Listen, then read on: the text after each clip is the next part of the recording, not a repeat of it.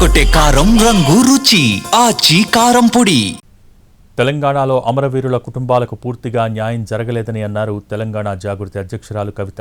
బీఆర్ఎస్లో ఉన్నప్పుడు ఈ విషయాన్ని చాలాసార్లు ప్రస్తావించానని చెప్పారు. అయితే ఇంకా బీఆర్ఎస్ పార్టీలో నేను మంత్రిగా లేకపోయినా, సంతకం చేసే అధికారం నాకు లేకపోయినా, ఒక ఎంపీగా ఉన్నా, ఎమ్మెల్సీగా కొనసాగిన.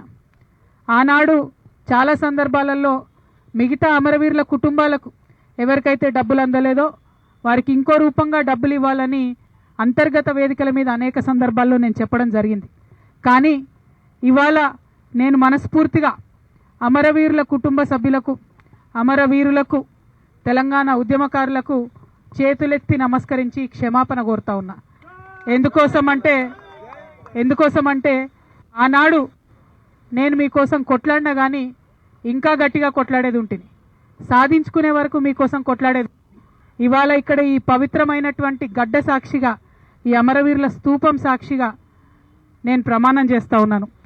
ప్రతి అమరవీరుల కుటుంబాలకి, 1200 మంది కుటుంబానికి కోటి